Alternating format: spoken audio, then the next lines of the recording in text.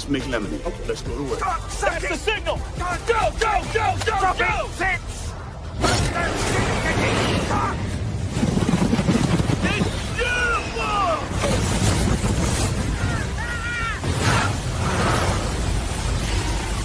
Mother Nature just pissed her pants, dude. Wake up and hit the ground running. It's The Rush, presented by Willis Auto, with Travis Justice and Ross Peterson bringing you raw, unfiltered, and unapologetic talk about sports, life, and everything else that matters.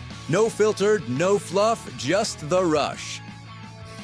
Happy Friday, everybody. Welcome to The Rush Radio Show, powered by Willis Automotive and Mini of Des Moines. A strong selection to kick off the year, including the 4 John Cooper Works Countryman models, the most powerful all-wheel drive Mini ever.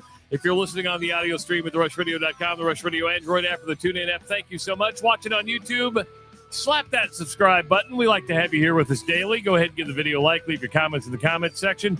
And, of course, you can always follow us on our social media channels. What's up there, Roscoe? How you doing, my friend?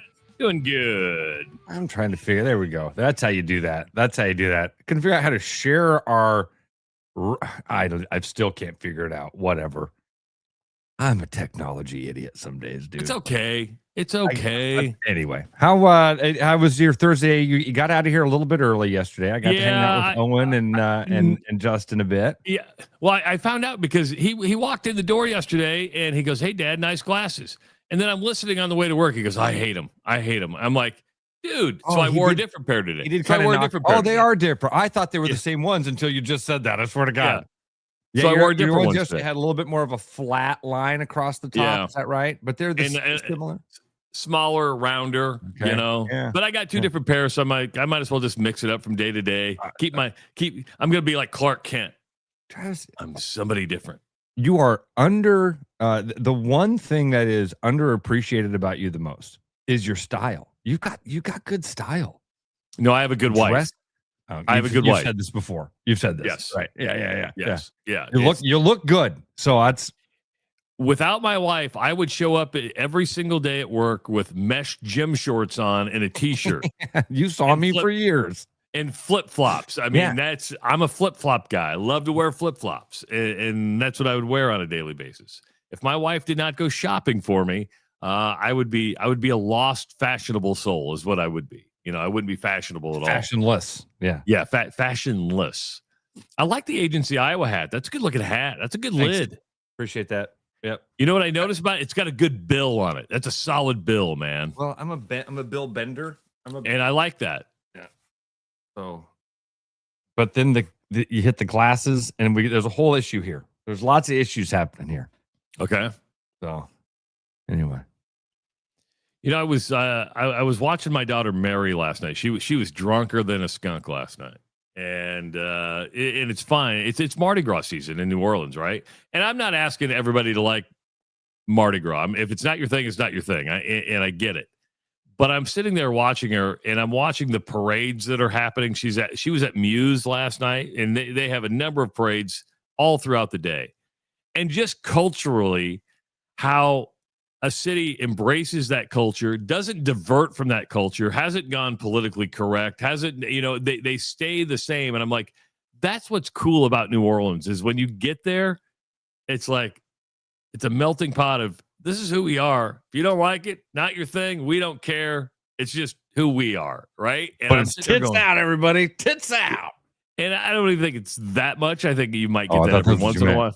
No, but it's just, I'm like, man, what a celebration that a city embraces that brings in millions of people every year. And it's just, they stick to what they culturally believe in. They haven't adapted for a national culture. It is a local culture. And you go, that's pretty cool. That's really cool. And she was sending us, and they go all out for these. The bands are phenomenal. The floats are phenomenal. And I'm like, man, enjoy this. You're 24 years old. Yeah. Take it all in and just love it. And but don't let your tits out.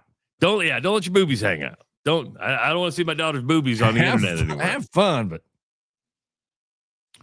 yeah. And I've never been down there. I would love to go down there. I think I've probably missed that window in my life where I would have gone down there and been tits out, and excited and running around. Now I would enjoy it much more for the things that you talk about. If I'd have gone down there when I was 24, I would have been too drunk to remember it. What people don't understand about Mardi Gras season at down in New Orleans is that it's basically a month-long thing. So right after the Epiphany, which is a Catholic thing, they start their parades. They've been doing parades for like the last month. Now this is the busy week. This thing does all have like religious backgrounds, right? Yeah, because it ends at midnight. You know, on Fat Tuesday, because it becomes Ash Wednesday and Lent starts, and then the streets are clear by like 12:01. It's like, okay, everybody go home. It's all over now. We're done now. And Fat Tuesday is, I don't have my computer up in front of me right now. I'll have to go get it during the break or something. What Fat Tuesday is what? Well, that doesn't really, they just kind of call it fat. It's the big, it's not, has nothing religious wise. Oh, it's just, okay. It's just, I thought, you know, is it, but you said, wait, is it Fat Tuesday because you're getting real fat leading up? It's your gluttonous before Ash Wednesday, which starts, you know, the 40 days of Lent, which includes fasting and all that stuff. So you got Lent coming up as you prepare for Easter. And Fat Tuesday is coming up on Tuesday. Gluttony's a fun. A lot of people, and I for a long time, I thought gluttony was just about food. I thought gluttony meant don't eat a lot of food. It doesn't mean that. No, it doesn't mean it. It means overindulge. Overindulge of resources, yes. Of everything. Don't overindulge of anything. I always thought it was, well, I'm not very gluttonous. Are you gluttonous? Do you fast during Lent? You're a religious guy. No, dude, I don't. Fast I've never fasted in my life. I hate to say I can't fast, but I'm pretty freaking skinny. And when I don't eat, I get hypoglycemic and weirder. And the fasting thing is never like, I'd give it a shot, but I mean, like when I had my colonoscopy and you can't eat from midnight and it's 10:30 and I'm like, oh, I want some chips. I need something in my body. No, I've heard it's fantastic for you. I've never done it. I've kind of, being the bad Catholic that I am, I've kind of gotten off the no meat on Friday thing. I'm like, what does it really mean? So I'm like, okay, I'll have a steak. 515-517-2303. Let's go to the phones. Who's this? This is Kent. Hey, Kent, what's going on? Welcome to the Rush Radio Show powered by Willis Automotive. What's going on? Hey, good morning, guys. I've been in New Orleans 5 or 6 times. I was down there last weekend for the first time during Mardi Gras. It wasn't as crowded as I anticipated. I think those are like Fat Tuesday or whatever the big days. Well, last night was Muse, was the crew of Muse, and that really kicks off so each parade, Ross, is run by a crew, and it has kind of a theme to it, right? So you were just there kind of right at the beginning, Kent. So, but did you have fun? Oh, I had a blast. I always do. It's one of those like Vegas. After 3 days, you just want to get the hell out. But here's my impressions. It was a little busier than normal. It was very young. I stood there, kept thinking, are any of these people 21 years old? I was stunned how young the crowd was. Wow. Yeah, I would think when Travis describes it, Kent, it kind of sounds like a young man's game, to be honest with you. When he describes it, that's why I said earlier, like, I think it's something in my 20s, I would have loved this. My buddies and I would have been all about it. Now I think that it'd be more like I'd drive by, look, and go, that's cool. Hey, is there a golf course or a park? Yeah. I guess my third observation was security. Again, I've been down there a number of times, never during Mardi Gras, but they have the big metal bumper things that close every block on Bourbon. And then at the start of Bourbon and Canal, they had military, the National Guard. Oh, really? With those armed, I don't know what they're called. They're like Jeeps with the covers on them, but they're armored vehicles. Hummers? And they're Hummers, yes. They had a Hummer at every intersection. At the intersections leading to Bourbon. Bourbon, you can walk up and down. But then they had, I don't know, rifles. I mean, call them an AK-40, whatever. They had automatic weapons at every pinch point to get into Bourbon. So I felt it, but not during the day. That happened at night. So I felt, quite frankly, very safe. Now, Canal, where the parades were, they just had the big barricades to keep you out of the parade route, but there wasn't a big police or military presence. But Bourbon was locked down. Interesting. And that probably goes from the bomb that exploded a couple of years ago. That just kind of disappeared, didn't it? It's just disappeared. It happened, but then you don't hear very much about it after that. Yeah, there's not even a memorial or anything at the scene where the people were killed. There's nothing commemorating it there. Wow, commemorating. Well, I'm glad you had fun. I'm glad you got to experience, and I'm sure you had good food, right? You had good food. Oh, of course. A couple of good fish restaurants. The food is fantastic. It always is. Awesome. All right, thanks. Very Ken. cool. Appreciate it, Ken, man. thanks a lot, man. Appreciate it. Yep. I was wondering, Trav, when he was first saying, "Man, we got down there and there's these Humvees everywhere and there's dudes with guns." I thought maybe he was going to say it didn't feel, but I like that he was like, made me feel safe.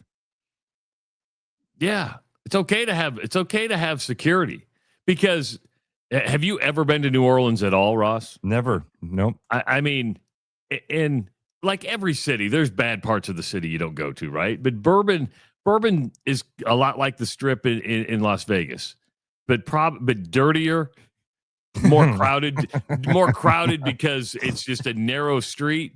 And you walk up and down Bourbon, and sometimes you're like, okay, there's a lot of people here. A lot of things could go bad really, really quick. It's a party, but you want to feel safe when you're walking there. And like Vegas, there's many cities that rely solely on tourism. New Orleans is one of them. New Orleans is not an economic hotbed. My daughter lives there, is struggling to find a full-time gig. I mean, it could be because it's all service industry stuff, right? Nothing wrong with service industry. I mean, ask Bruno. You've got to have the service industry workers, but it's hard to build an economy off just service and tourism. Well, if something bad goes wrong in these hotbeds of tourism and people don't show up, Vegas ruins it. Ask how Vegas is doing right now on a tourism level, and it's not doing well. So weird. Why did we start on New Orleans? How did we get? Mary. You're talking about Mary. Yeah. I was talking about Mary. All right. I went to a new place yesterday. Met my buddy Christian for lunch at this new place called Birdie's, like a golf themed bar. Oh yeah. And I'm hanging out there, and the owner comes over and he's like, "My father-in-law won the woohoo last week." Really? I'm like, "No way." He's like, yeah, he won the tickets. And I said, "Well, has he scratched them off yet to see if he's a winner?" Because remember, he was the guy last week that called in, and he basically had hit all of our sponsors. Remember that, Trav? It was beautiful. It was awesome. Well done. Beautiful call. Oh yeah. And so he has got the tickets already, got the package from Iowa Lottery, is giving those to family members as gifts coming up so that everybody can enjoy it. So we won't know if that winner if that winner wins one. We won't know if he wins more until later. Speaking of the Iowa Lottery and the weekly woohoo, they want to make you Willionaires. And this week's prize pack includes new tickets, Fire 7s, which Ross has purchased, and Ice 7s, as well as the Cash Frenzy. Both of these tickets are part of an awesome new second chance promotion going on. You must be a VIP club member to enter your non-winning tickets. And if you're not a VIP club member, sign up for free today at iowalottery.com/VIP. There's a couple of ways to win the woohoo today. And you can start calling now and throughout the show at 515-517-2303. And give us your weekly woohoo. We'll take down your information. And if you win, we'll get a hold of you. Or you can just go online, which Matt has done. Matt has already kicked off the woohoo this week. You go to the promo tab, click weekly woohoo, and put in your woohoo. That's a very simple way to do it. And he goes, guys, I have a boohoo, a woohoo, and a boohoo. So he goes, boohoo. He goes, boohoo, woohoo, boohoo. Okay. Boohoo is that my wife is having major hip surgery today. Woohoo is because I get to work from home for a month, get my own coffee, and use my own bathroom. But the boohoo after that is my wife has to rely on me taking care of her for that month and is more worried about that than her hip surgery.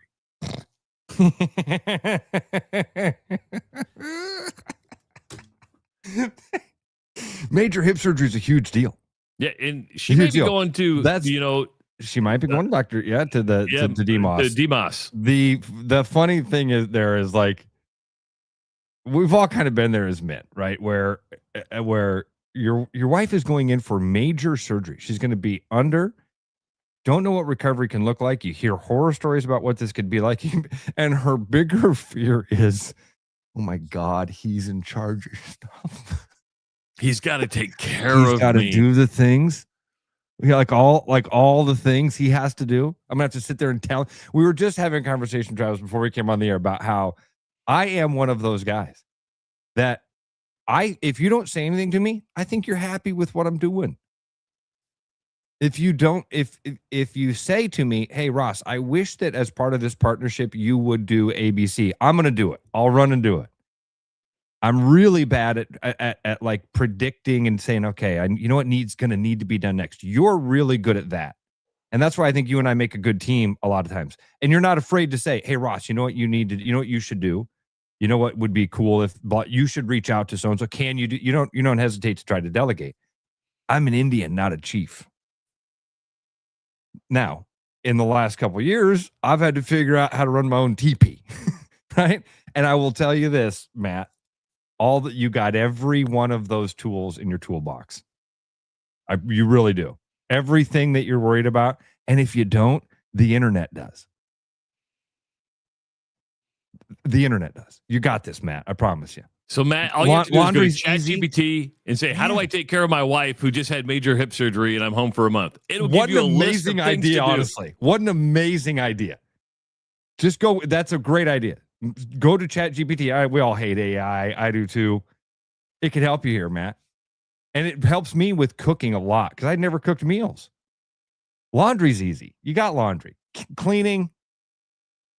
If the wife's having hip surgery, they've got kids old enough to clean. And look at it this way, because tomorrow's Valentine's Day. Go to ChatGPT, say, hey, I'm home for the next month taking care of my wife who had hip surgery. Give me a daily planner of how to help her and one kind act of love I can give every single day. Gosh. And it will give you, and don't tell her you're doing it.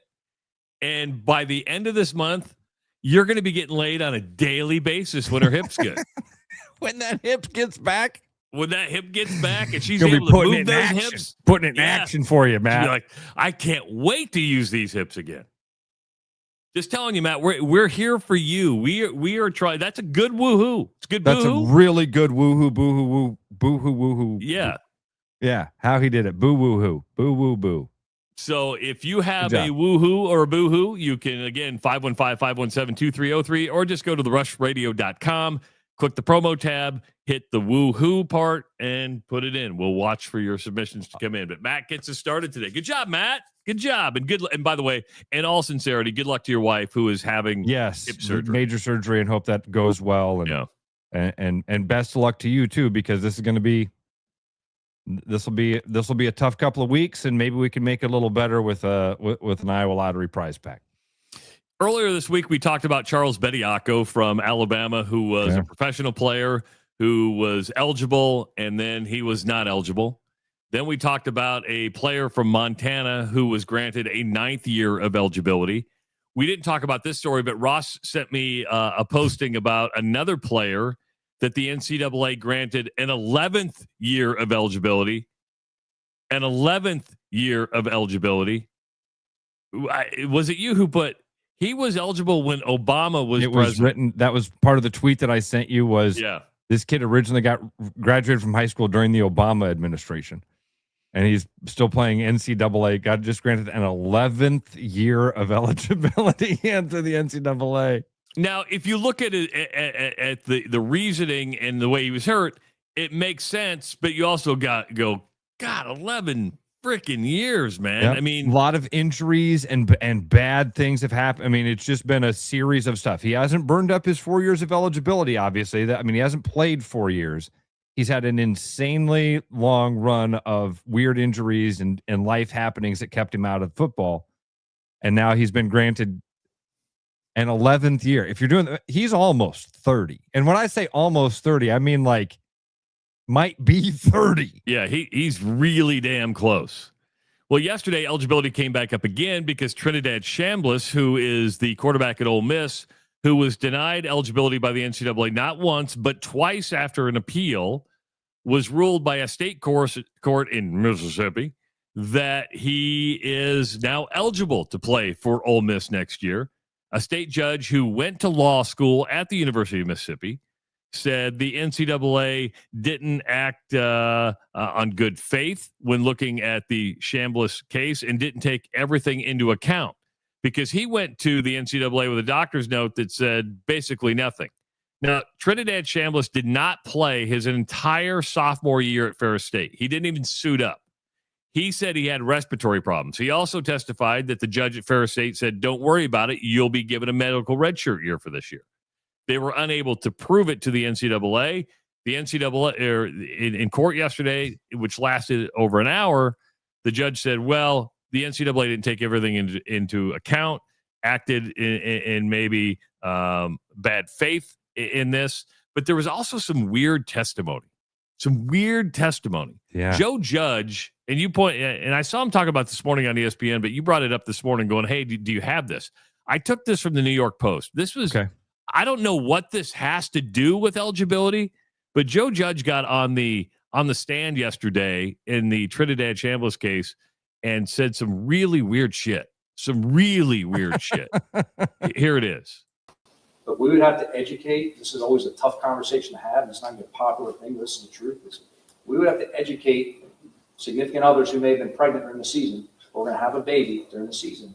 And you'd have to educate them on, you have this baby in the middle of the season. That father has to play good football, right? It's a day-by-day production business. He has to be ready to perform and go out there and play. And when I say that is, you need to let him sleep. He needs to be in another room, detached. You have to explain to the mother, like, hey, listen, he ain't waking up for midnight feedings. After the season, he's full metal jacket. You do whatever you want with him. And he can change every diaper. But in the season, he's got to have a different priority. Ross, what the hell does that have to do with eligibility of Trinidad Chambliss? Listen, I don't know how that came up in a court of law. I don't know why you're on the witness stand saying that stuff. But I don't know why you felt the need that was something that had to be said of like, hey, I hope everybody understands this is the way it is. The tone of that it said a lot to me too, not just the words, but like the tone of, hey, you got to explain to these people. When you have a kid, football is still the priority. We have to explain that to these people. That's the world that we live in, where people don't understand that football is way more important than this. This guy, Joe Judge, and I've never, I know who he is. I knew this guy's name when he became the head coach of the Giants. I feel like that was the first time I was like, oh, okay, this guy's now in my world. He coached under Saban. He's on the Saban tree. He coached under Bill Belichick. The greats. This guy is the head coach at a university where he will go in and tell families, hey, we got the best interest for you. I'm going to turn your young men into great men, right? If you want to set young men up for divorce, crazy. Right? If you have to go, hey, if you're 21, 22, 23 years old and you just had a baby and you have to go, you need to go tell your wife, settle down. She's got to be a mom and you don't get a helper.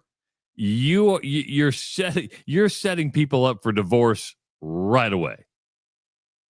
Travis, listen, there's a conversation happening around this statement. There really is, as shocking as it is. I saw that clip the other day, one of my favorite clips from that Russian basketball league I talk about all the time, where it was like game 6 of the finals and the star of one of the teams went to go be with his wife. And afterwards, the reporter's like, why did you let your star leave? And the coach goes, let? Why did I let him leave? You don't have kids, do you? And the reporter goes, no. And he goes, yeah. Having kids is the pinnacle of life, man. It's the pinnacle of all this stuff. And you got a coach. Again, he's made millions of dollars coaching football. Being around guys who football was football. Like you wake up, you sniff football, you eat football. You don't do anything but football. And then that becomes your life. And then you tell other guys, hey, man, you want this or not? It's got to be football. What about your kids? Kids schmids, dude. You got to be good at football. You got to sleep in a different room than your wife and kids. We tell Team our comes kids, first. He said in a courtroom with conviction, hey, do you guys even understand? I got to explain to these kids. You can't sleep with your wife and in the same room as your baby. Did he just say the quiet part out loud? Meaning, I think this goes beyond football. I think there are employers that expect this. It's one of those. I kind of commend him for saying it because he just said the quiet part out loud. This is what we expect. But if you went to, I'm sure if you went down to principal, if you went to any major corporation, I need you to do this. Well, I got my kid's game. Sorry, we don't care about your kid's game. We need the TSP or TPS reports. Bingo. And Travis, this is why there's a conversation happening behind it. Because the initial reaction to this, when let's just play the chess game here. So you hear this. There's the reaction is, oh my God, this guy not understand that priorities in life, kids are more important than football. Then the next chess move is, wait a minute. What about my job? When I had kids, I was expected to get up in the morning and go to be at the radio station at 8:30 every morning. And I had to come home and talk to my wife. We had to go, nobody had to tell us because you knew this is part of being an adult, right? So now what's different? Wait, this kid's getting paid millions of dollars. Isn't this his job?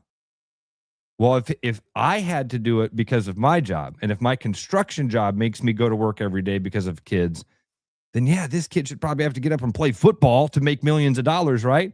And you instantly do the mental gymnastics in the chessboard to go, you know what? The coach is right. Because coach is going, my job depends on you performing. Yeah, everybody has to show up tomorrow for work, man.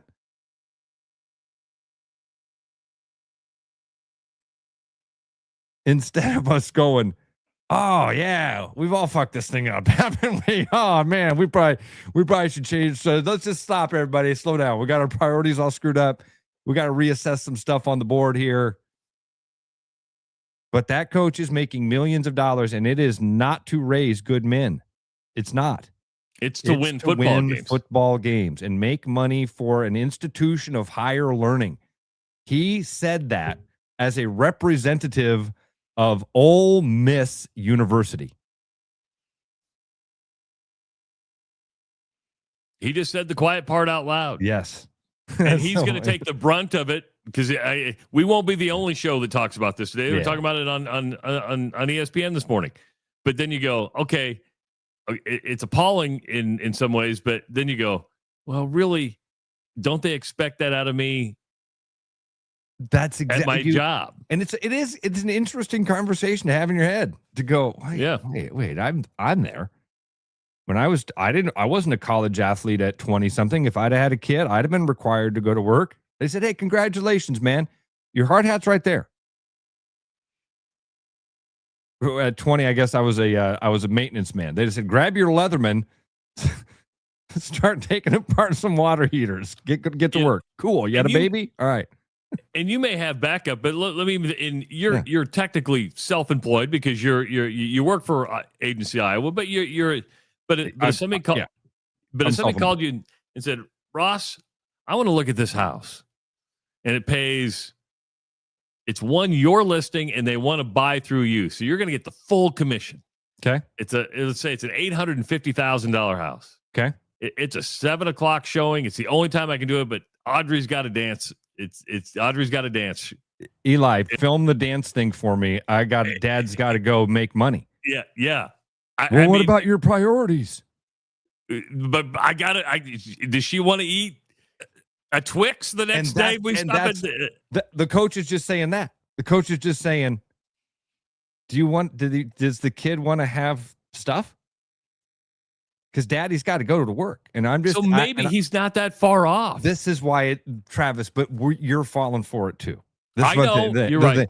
We all do it. You instantly go, well, wait a minute.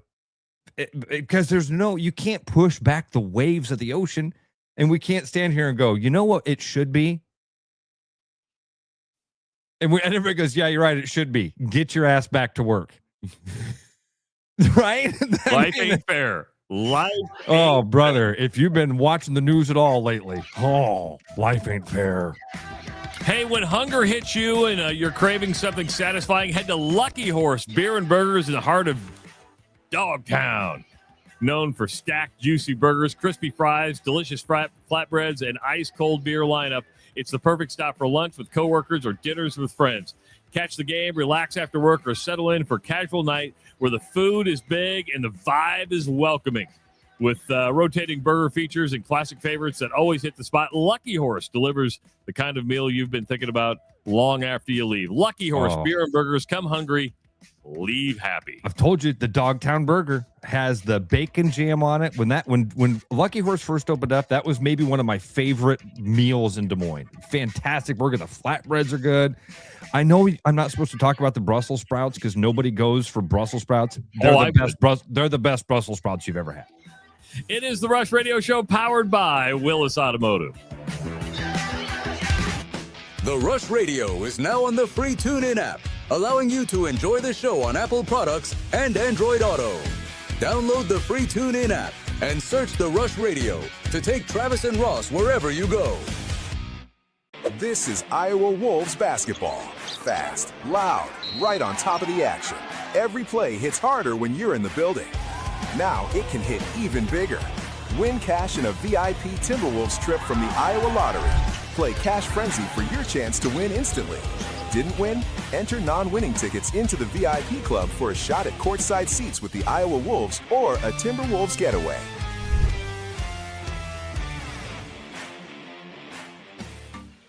Keep your edge with Body Armor Sports Drink. Bold flavors, electrolytes, and hydration that goes the distance. Grab Body Armor before the grind, during the game, and after the win. Body Armor Sports Drink. Hydration that's real and better for you. Pick up Body Armor Sports Drink on your next grocery store run or convenience store trip.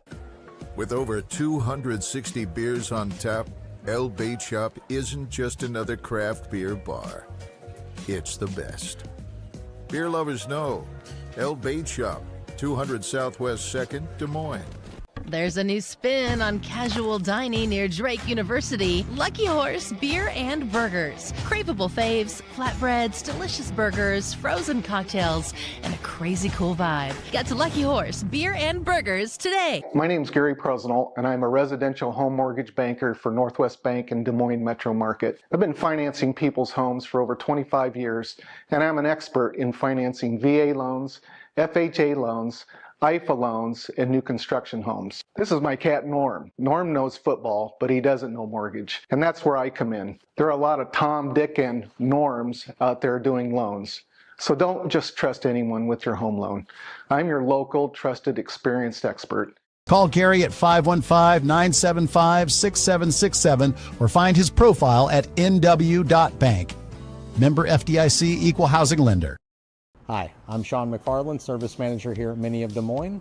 With Valentine's Day around the corner, if you're struggling to find the perfect way to show your Mini that you still care, please stop in so we can give it a look over and make sure that it's up to date on its preventative maintenance and repair. Please give us a call or schedule your appointment online at miniofdesmoines.com.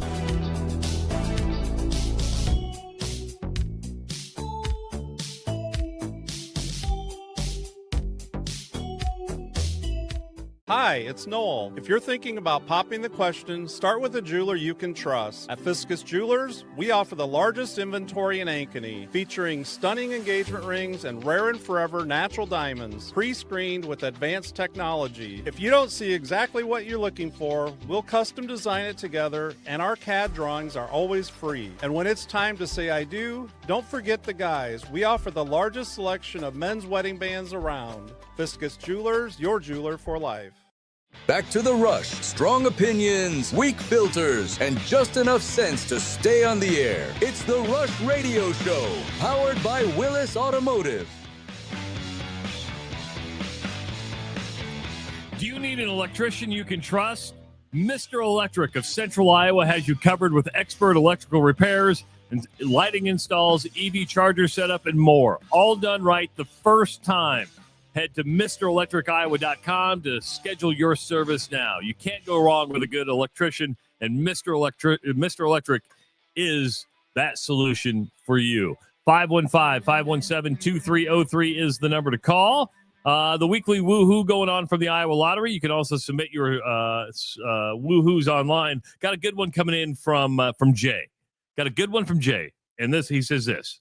Hey, niece finished her week with an individual state title and a third-place finish for the team Class 1A state bowling. Now she's constantly reminding her father that she is a state champion that he never was. Amen.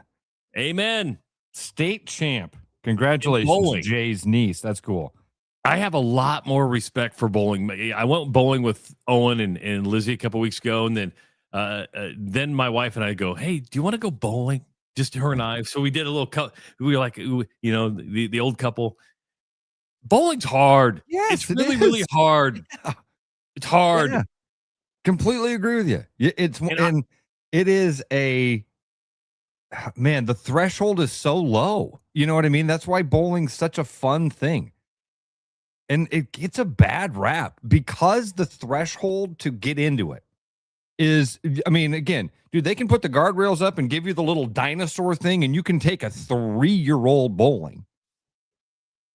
And then you see somebody that is like a legitimate bowler. I can remember the very first time I saw my buddy Tommy Carter.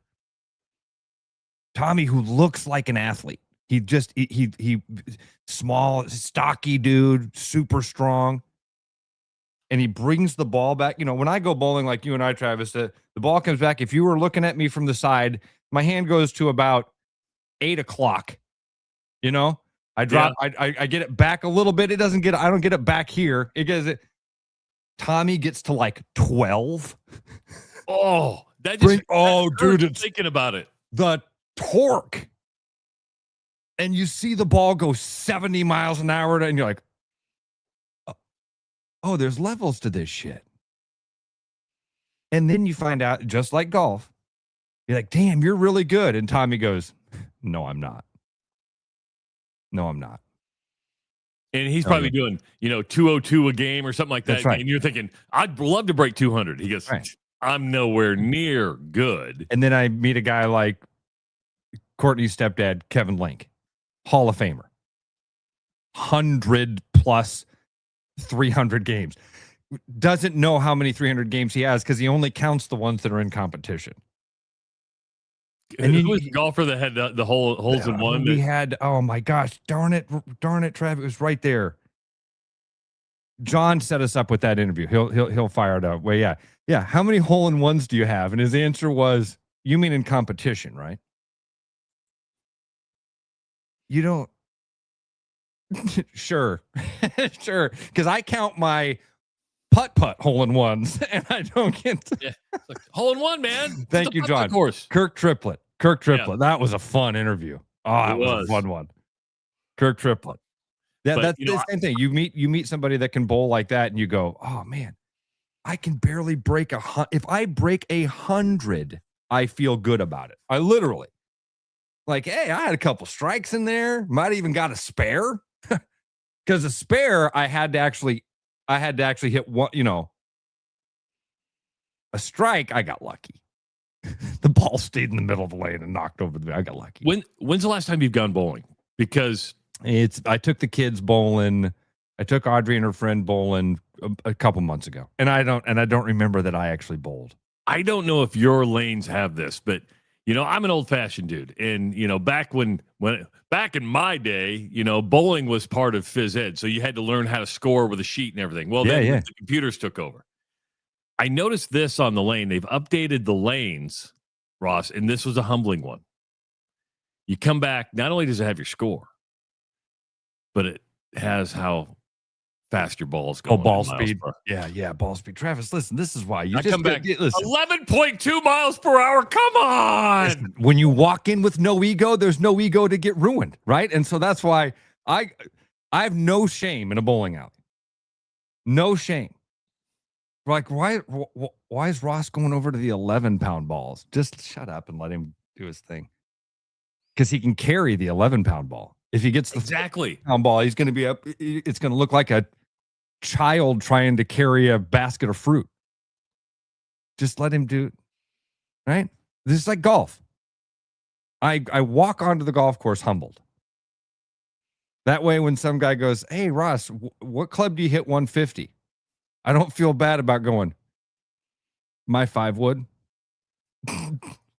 Hey, Ross, what ball do you hit at 95? My 5 would.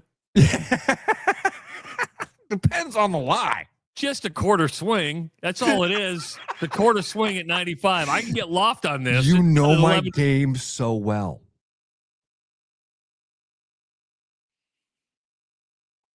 I learned to bowl at as Adam said, the good old Minden Bowling Alley. The Minden Bowling Alley. Oh, that's Bency. What's up, Bency?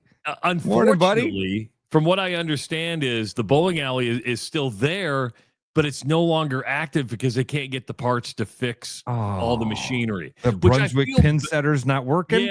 Yeah. So, I'm not that loyal to my hometown of Minden. And now that my mom's dead, I don't know if I'll ever go back. But I do have fond memories of the Minden Bowling Alley. First kiss? And no, the night before my wedding, like the wedding party was there. We all went bowling. I mentioned PE. We'd get on a bus. We'd drive to Minden. We would do physical education there. If I won the lottery, I would go in and I would pay for a brand new set of equipment. Because I think it's important for a small town to have stuff like that, right? When you lose that stuff of people to gather in a small town and do stuff like that, it takes a part of its soul away. And it's just something simple like bowling. But I would go in, I'd go, hey, how much does it cost? And they only have 6 lanes. So I was just envisioning it, Travis. That's exactly what I was just envisioning. Because you got to realize, man, growing up in Des Moines and growing up around places like Plaza Lanes and Val Lanes, when you're a kid, you walk into those, it looks like there's 100 alleys. Yeah. It goes on forever. And then when they were busy and you were a kid and you walked in and it was just like constant clatter and banging and fun. The bowling alley to me always kind of got a bad rap, whereas the skating rink to me deserved the bad rap. Amen to that. I never got the skating rink. We had Skate East that we went to when I was a kid. First of all, I couldn't skate. I have no balance. So I couldn't go out there. Skate backwards? I could never skate backwards. Skate forwards. What are you talking about? And then when you got to the edge and you had to turn, I'm one of those guys that turns. I'm like skippy skip, like can get around the corner here. And then you see the guys or the girls out there that they can go skate backwards, and it's just smooth and effortless. Usually his name's Tony. Man, fuck Tony. The skating rink to me was like the place where keep your head on a swivel. And then you go, all right, let's do the limbo. No, I can't. I'm hard enough standing up on skates. Now you want me to go as low as you can go. This is as low as I can go. Right here. I'm bending at the knee. That's about as good as I can do here for you. Most of my time at the skating rink was spent in the arcade section. So, because then you were on carpet, I felt a little bit more comfortable on the carpet. So I'd go do a little round. I'd play the dice game, because the dice game, you mostly just hugged the wall anyway. You see the Phillies let go of Nick Castellanos yesterday? I did. I doubt until I saw your rundown this morning. So they were never going to hold on to him. It is a problem that goes back to last season. Rossi was pulled from a game last year. He admitted that when they pulled him, went into the clubhouse, came back to the dugout, had a beer in his hand.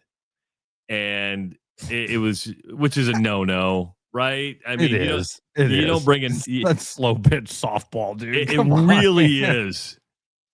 And there was just him and the manager just didn't get along. He's like, you pulled me in front of my family, my friends. Well, you were having the worst year you've ever had as a Major League Baseball player. But instead of handling it the proper way, you went in, grabbed a Busch Light and said, Now, his teammates pulled it out of his hand before he drank it. So it must be, if he would have taken a sip, probably a bigger no, but just bringing it out there just shows you how petty it is. Right. He still owed. Now, nobody picked him up. They tried to put him on waivers. Nobody picked him up, so they released him. He still owed $20 million in the final year of a contract. It'll be subtracted if somebody picks him up, $778,000 for the major league minimum. So if somebody picks him up, that $20 million will go down to like $19.2 million that the Phillies have to pay This him. is that Somebody else has David. to pick. This is that David Justice line in Moneyball. Nick, the Phillies are going to pay you $19 million to play against them. Do you think somebody picks him up? Yeah. I mean, here's the deal: you're not going to have to pay him much. No. Can he contribute to a major league team still? Yeah. I mean, it seems like he's well. Here's what I was about to say. Seems like he's a good locker room guy. Is he a good locker room guy? If this is if your teammates, maybe that says both things about you: that you were a really good locker room guy, and that apple has spoiled. That's what I'm going to guess.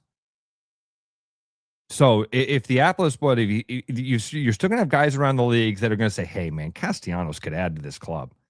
Having that bat sitting in the dugout's a good idea." But is his personality still what it was, and what my guess is on that he seems like a good clubhouse guy, he seems like a fun teammate type of dude. Maybe he's not anymore. Well, and it's probably not that he's not, but and I've tried to provide grace to people, and usually I'm a reactionary person, right? I will make it a reaction because that's kind of what we're paid to do. Yeah. We react to a lot of things, or we try to prognosticate and look forward to some things. I will say this: usually in something like that, something else is going on, right? Why all of a sudden does this shift take? Okay, you're an aging player. You're in the final. You've got a year left on your deal. Last year, you're having the worst season you've had in Major League Baseball. The mental games are going on in your head, and all of a sudden, you're pulling me out of games. You're not giving me a chance to get out of this. And it's usually a mental thing that, like, the frustration, and you make really bad decisions. You are you nailed it, Travis. You're reacting to the things that you can control because you've lost control of the things that you're really mad at. And yeah, that's it. We all do that. Now, there's consequences for that, right? And the consequence is they're going to waive you. And and so maybe, Travis, this answers the question. If one team is willing to say, we're willing to pay this guy $20 million not to be on our team, maybe that's the indication that other teams are going to look at and go, we don't want to pay him $790,000 to be on our team. They're paying the guy $19 million, $20 million to be away. I don't know. Yeah, that does it. Castellanos will always be related to, and Justin hopefully is listening, and maybe Justin can get this list of stuff for us. You know the story with Castellanos, right? You know the funny little conspiracy thing about Nick Castellanos. No, tell it to me. Oh, maybe. You're gonna love this, Trav. Justin will get the list for us. He has this uncanny knack for having big at-bats at really weird times. So, for instance, do you remember when Tom Brenneman remember when Brenneman got caught with the hot mic?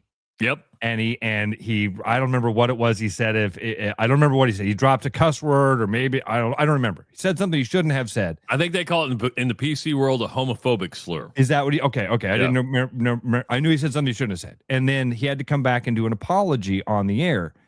And while he was doing the apology, dude drops a bomb, right? And Tom Brenneman has to be like, listen, unfortunately, during the last segment, a microphone picked up me saying a word. Here's a long line drive to left field, Castellanos with a home run.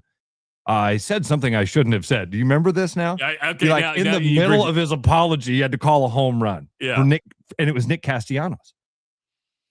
He has done that like a handful of times and Justin will get a list for us, because I remember Justin kind of got into this little rabbit hole conspiracy thing with me for a while, whatever you want to call it. Just this anomaly in the universe where when weird shit is happening on the planet and like they're talking about it, Nick Castellanos is having a big at bat. That's what that's what as soon as you say Nick Castellanos, I think of exactly what Dusty wrote in and said, a drive into deep left field by Castellanos. That was the Tom Brenneman right in the middle of. I'd like to first say, I'm sorry. Oh, man. And pitchers and catchers, I heard you bring this up yesterday after I was gone, but baseball, of course, spring training getting ready to start, pitchers and catchers reporting. Yesterday, they finalized the rules for the ABS system that's going to take place in 2026, which is good that, it'd be interesting to see how many people actually know this is going to take place, right? So you get two challenges throughout the game. Now, if it goes to extra innings, you're going to be automatically given another challenge if it goes to extra innings. If there is a ball and strike challenge and a video replay at the same time, the ABS will be decided first, and then they will go to video replay to decide that play. But I watched the ABS last year in spring training. I liked it. You're gonna see this a lot, right? And the truth is, I think it's the happy medium of let the humans do it, but if there's an egregious call, you have that safety net, right? Eventually, give them the tool to get it right. I absolutely agree, Travis. I think this is a really good, happy step. Yeah. No, I think eventually every call, I do too. Will take some time. Eventually, it's going to be somebody in the ear going strike, ball, strike. The hard one would be maybe a check that you might, if you hear listen, it won't be a voice in your ear. It's as simple as like a buzz in the pocket. They put a little buzzer. Yeah. Put a little, what did we call those things when we were kids? Pager. Oh my. Honest to God question for everybody listening. Do they still make pagers? And does anybody have a pager? I don't know. There's no way. What would be the point of having a pager? No way. I don't know. There is a portion of our audience right now who doesn't know what we're talking about. That's true. And when you explain what a pager was, they're going to, what? So if Travis had a pager, it had a phone number. And if I wanted Travis to call me, I would pick up a phone and I would call the phone number. And then an automated system would say, hey, you've called Travis's pager. Leave your number. And then I would type in my phone number that I'm calling from and hang up the phone.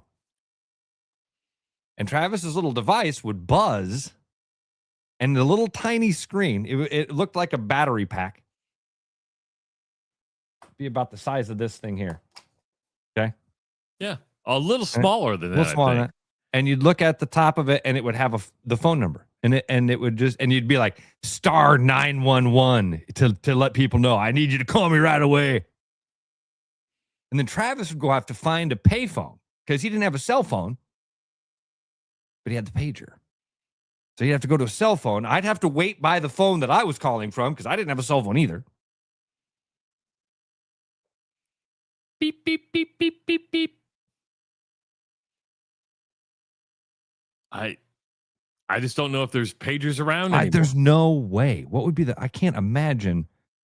But I guess, like the walkie-talkie feature is still something that I see them advertising. Which I don't get.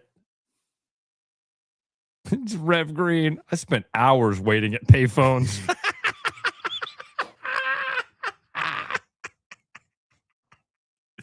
Of course you did, Ray. Rev, of love you, course you brother. did.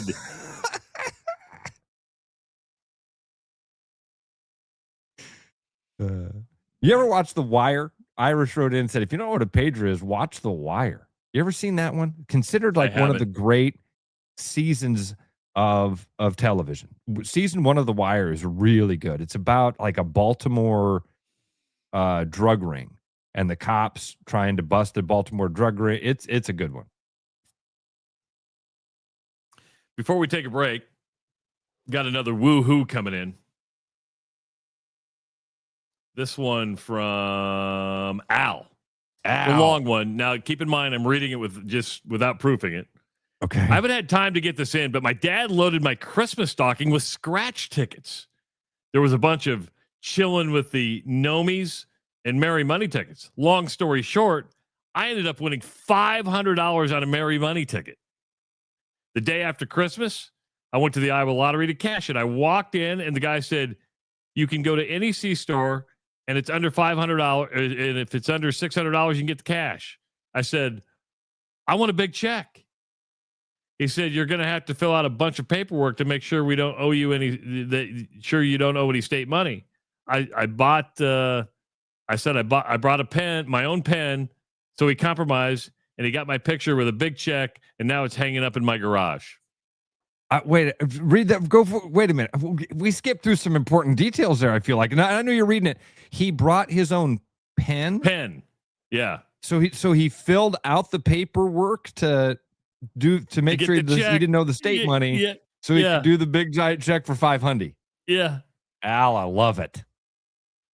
That's a good one. I want the big check. And they let him have the big check. That's awesome. So I'm sure Matt would appreciate everybody going down on a $500 scratch ticket. Right. Lines of people at the lobby filling out the paperwork to make sure. You know who would love it? The state. The state would be like, yeah, make sure none of these fools owe us cash. We're going to have Matt on the 23rd. We should say, hey, can we do like a scratch ticket giveaway at a Rush party, and then have a, no matter what the amount is, you take your picture. Think of the logistics of it, though. I think, would it be fun I think it would be fun to just have. I thought about that. I drove past the lottery's office the other day, Trav, and I thought, remember, I won that $20 or whatever it was we won when I scratched off that one with Audrey, $25. And I drove past the office the other day, and I was like, oh, you know what I should have done? I should have done what Al did. I should have, but then I'm like, well, they couldn't have had Audrey there anyway. I'm sure they can't present the check to you're like 9-year-old. We can't give it to her. Exactly. Can she be in the photo with Dad? No. That's what I'm wondering. No. Can't even be in the photo. Like, hey, we don't want to show any. Probably a bad look. Yeah. But that was my thought of like, that'd be fun. And then the whole semi-pro stuff starts to go through my head. You know what tomorrow is? You know what tomorrow is? Valentine's Day. Valentine's Day. If you're struggling right now to find that Valentine's Day gift, get to Ankeny. Go to Fiscus Jewelers. We gave away a pair of earrings that are reasonably priced. They were $700 retail. Noel's got them on sale for $500 for Valentine's Day. You love the significant other one. And nothing says love like diamonds and gold and earrings. Fiscus Jewelers is where you want to go. In Ankeny. Go to fiscusjewelers.com for more. It is the Rush Radio Show powered by Willis Automotive. Take a break. Come back with hour number 2 on the rushradio.com. The Rush Radio is now on the free TuneIn app, allowing you to enjoy the show on Apple products and Android Auto. Download the free TuneIn app and search The Rush Radio to take Travis and Ross wherever you go. This is Iowa Wolves basketball. Fast, loud, right on top of the action. Every play hits harder when you're in the building. Now it can hit even bigger. Win cash in a VIP Timberwolves trip from the Iowa Lottery. Play Cash Frenzy for your chance to win instantly. Didn't win? Enter non-winning tickets into the VIP club for a shot at courtside seats with the Iowa Wolves or a Timberwolves getaway.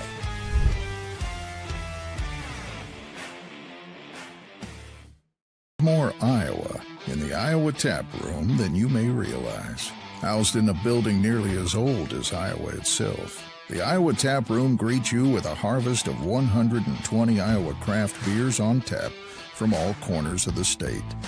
And the food doesn't get much more Iowa than this. The Iowa Tap Room, all Iowa beer, one amazing place.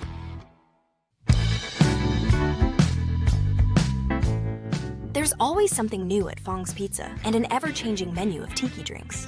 Or try our new noodle dishes alongside your favorite slice.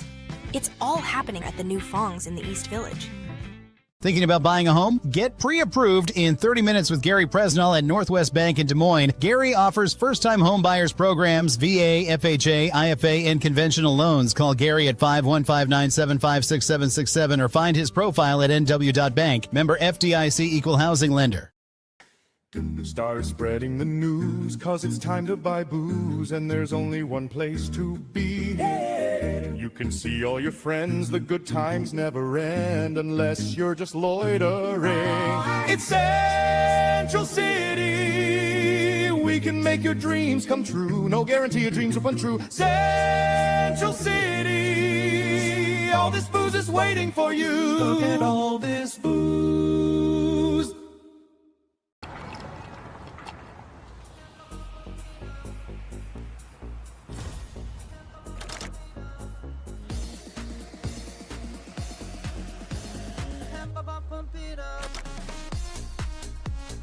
A fuel choice that even rivals can agree on?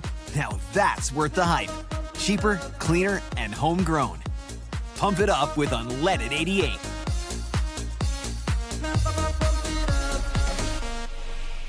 I'm Steve Olinger, Service Director here at Willis Nissan. February is here, Valentine's Day is right around the corner. Love is in the air. It's time to give your car some love. Take advantage now until April 30th. Buy 3 tires and get the 4th for $1. Go online today at willisnissan.com or give us a call to schedule your tire installation.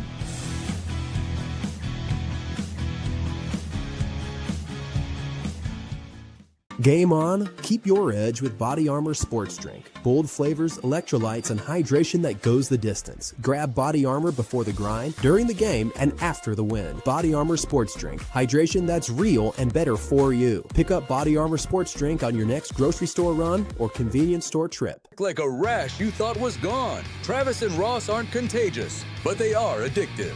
It's the Rush Radio Show, powered by Willis Automotive.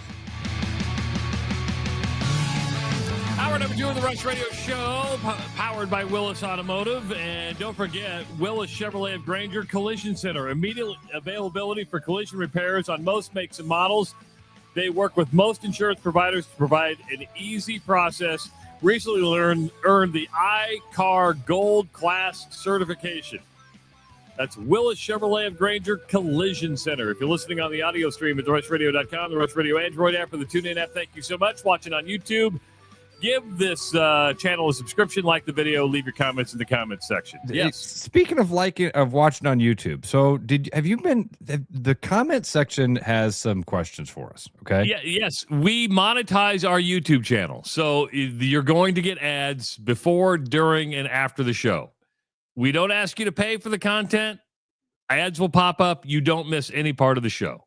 It's just part of the monetization that takes place. I did not know this. Yes. Because I don't see you know what I mean? I'm watching on this on StreamYard, so I don't get to see. Yes. Yeah, if you want to get YouTube Premium for $13.99 a month, you don't get the ads. However, Ross and I, there's bills to pay. It's on. Before the show, we were talking about. Yeah, Ross, like this. I go, well, it costs this, and this to be able to do the simple stuff. This. Like, yes. So And Hersham said it just started today. It shouldn't have. It's been monetized for, I don't know, a couple months. Okay. That sucks. Sorry, guys. Yeah, it doesn't suck. I mean, it makes the experience. Once you watch 10 seconds, you can hit the skip button. And it's like, It's enough to drive me away with stuff. Like if I'm watching, when I'm sitting there and I'm like, oh God, okay. My attention span's too small for this. I get it. That's weird. I've never seen people comment about it. People are saying it just started today. That's so weird. But yeah, it's a monetized YouTube channel. So I'm not going to apologize. It's kind of like, because you asked me about the TuneIn app. The TuneIn app does a very similar thing. Now, the only difference with that is we don't get any money from TuneIn whatsoever. We pay to be on TuneIn, and it's quite expensive to be on. And I'm not giving you a pity party story. I have no problem paying that fee to be on TuneIn because it lets iPhone users use this, and it's good. But when you use the free app, it's kind of like when you download a game, right? Well, you get sick and tired of all the ads that happen during the game. That's how you get to play for free. Yeah. All right. So we don't ask you for money per se, but we ask you to listen to our ads and support our advertisers. Another way of generating revenue outside of that, which helps support the show, is YouTube monetization. So, and trust me, there ain't a lot. Yeah, we ain't getting rich doing this, all right? But we at least want to supplement things and there are operating expenses. And again, this is the in and out that most people don't want to know, but Ross, I tell Ross what stuff costs, and he goes, "Oh, yeah. I mean, the stuff adds up." Shocking. It's shocking. Yeah. Yeah. So I just saw this, and this is apparently was an ESPN. They're bragging about this. Next year ESPN is going to be broadcasting the Super Bowl. Are they doing it in conjunction with ABC, or is it just ESPN? I think it's ESPN, ABC, ESPN, ABC, and the Disney stations is how they're pitching it. Yeah. Do you know what they're going to do? Travis, we should have seen this one coming. This is nightmare fuel. ESPN is pitching it this way. They're saying, listen, we are a 24/7 sports network. We get a chance to carry the Super Bowl. ESPN's, quote, year of the Super Bowl to be year-round experience. ESPN is planning on making the Super Bowl a year-round experience instead of just one day. The network, which will carry the Super Bowl for the first time on Wednesday, unveiled its plans leading up to next year's game in LA. At the forefront is a promotion called, quote, Year of the Super Bowl, which will see extensive promotion and programming across ESPN, ABC, and the Disney stations. Quote, I never thought I'd have the opportunity to work on an ESPN Super Bowl, and I know so many of my colleagues that have been here for so long as I have or even longer, would say the same thing, said ESPN's vice president of Super Bowl planning. For the first 24/7 sports network to ever have the rights holder to broadcast the Super Bowl, we see that not only as an opportunity, but as a responsibility. Let me ask you, we know that the NFL is 365, 24/7. But if you do that, do you become sick of the Super Bowl by the time it rolls around next year? I mean, I watch Unsportsmanlike. It starts at 5 a.m. all the time, and they started already on Monday going, Super Bowl 61 is going to be the best Super Bowl ever because we have it, right? I mean, they were already saying, we have it. It's the best Super Bowl ever, and it's been nonstop Sam Darnold talk since Monday, and I'm like, we're debating the greatness of Sam Darnold, and at the day after he won a Super Bowl. That's what we do. Really is what we do. So we'll see. Get ready for a year of Super Bowl from the ESPN. We got a big weekend of basketball coming up. Tomorrow is going to be an absolute glorious day of basketball. It starts at noon on ABC. The Disney family, as you just mentioned, as Iowa State will be taking on Kansas. Kansas has won 8 straight games coming into Hilton Coliseum. That win streak started with a huge win over Iowa State in January, 84-63. And so that's where their 8-game winning streak started. They're coming off a win against number 1 Arizona. Iowa State coming off the loss to TCU. Iowa State, this line kind of surprised me. 5.5 right now. Iowa State favored by 5.5. Wow. I'm with you on that. That seems high for how Kansas is playing right now. Yeah. Travis out of Vegas. So Vegas usually sees something we don't, and we fall into that thing of what we've seen we're gonna see. We've seen Iowa State not play their best basketball. We've seen Kansas play their best basketball without their best player at times here. So that it's hard to see that, because I mean, again, this is a really good Kansas team, but you're coming into one of the toughest places to play with against a team that we all agree, with a few exceptions this season, has been an elite team. One of those exceptions was against this Kansas squad. Man, I don't know that I don't like that line. Bill Self was very complimentary to Iowa State yesterday. They go, "Do you think this is a Final Four team?" He goes, "Yeah, this is a Final Four team." He goes, "Now, if they make it, I'm not surprised. If they don't make it, I'm not surprised, because there's a lot of stuff that but he goes, if you're asking me if this is a Final Four team, they have every bit of talent to be there. They have 3 potential All-Americans that are starting." He goes, "Their freshmen are phenomenal." He goes, "This is a good basketball team." That's when you said 3 potential All-Americans to start. It took me a second, and it was like, oh yeah, they do. They do. I wish I could remember who one of the college basketball experts the other day. They were rapid firing teams at him and saying, how far do these teams go? And he said, when Iowa State's logo popped up, he said Final Four. When Nebraska's logo popped up, he said national championship. No way. Yeah. Wow. I don't think that happens. That was when I was like, man, I kind of lost credibility. But we'll see. Well, I mean, I know what he's watching and why you can think it, but you can't. Here's the problem with those prognostications, even with Iowa State, even with Arizona. You don't know what those regionals are going to bring. It all comes to, if you look at everybody who hasn't won a national championship, usually it comes down to the matchups they get early, and especially if it's not a number 1 seed, you go, what do those matchups look like getting to the Final Four in the national championship? Tom writes in and says, "Hey, can they start with winning 1 game in the tournament?" Fair. Never Amen, have Tom. won Amen. tournament. Yeah, that was when I heard that. I was like, oh, national team. I'm rooting for Fred. Sure. Good luck. Not. I don't. But anyway, that's. I used that only as a vehicle to say that's how good national talking heads look at Iowa State. That's not Bill Self doing coach speak of like, oh my gosh, we're playing directional Michigan next week. They got Heisman Trophy winners all over the board. You're not coaching your team up to hype. You're not hyping the opponent up to coach your team up. Independent prognosticators say Iowa State elite team.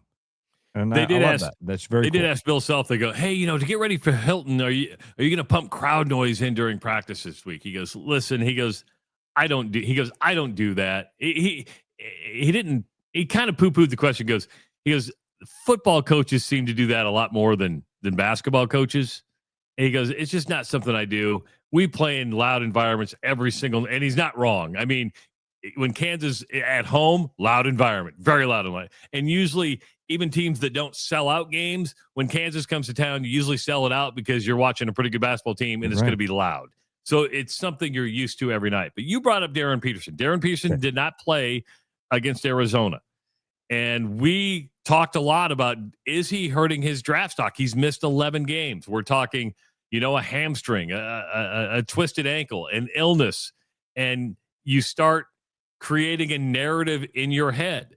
Now, Bill Self is a little drawn out because he's just a good old Oklahoma boy. So this takes a minute and 45 seconds for him to get his thought out. Okay. But here's Bill Self talking about the Darren Peterson situation. I'm not a social media guy, but I have gotten on X and read some of the things and narratives that are out there about him, and it's really not remotely true. The thing about it is, when you're honest, people don't believe you. And when you tell, then you don't comment on it, people create their own narratives. And you know what? I do the same thing about things I don't know about. Well, it must be this, geez, it has to be that if they're not going to talk about it. But here's the bottom line. Was his hamstring legit? Hell yes. Would you risk injuring it more in November? No. Was his cramping legit? Yes, positively it was. Did he turn his ankle bad to the point where he couldn't practice for 9 days and then practice one day and play BYU? Yes. And that was adrenaline kicking in the BYU game. And then, of all things, he gets sick. And this is what blows my mind. Well, he didn't play because he's sick, isn't a big deal. But he didn't play because he was sick when he didn't play the other games, added together, becomes a big deal in people's minds. He's got a string of bad luck. Thoughts on his a couple of things that he said there. When you tell the truth, people don't believe you, and if you don't comment, they make up their own narratives. He's not wrong with it, and I like the fact he goes, "I do the same thing. I'm guilty of it." We all do it. It's human nature. Travis, this is how conspiracy theories can be. We are not. Our brains don't like empty gaps in information, and so we fill it with weird stuff. Weird stuff. It's how conspiracies and it work from the get-go. Every one of them. There's a gap in information, and so, well, wait a minute. That doesn't make sense. I'm going to fill it in, and then I'll find the things that will make that make sense. Is he wearing a hairpiece? He's had the Bosley implants. Okay. So got the system. He doesn't wear hair. Yeah, it's not a system. That's his real hair.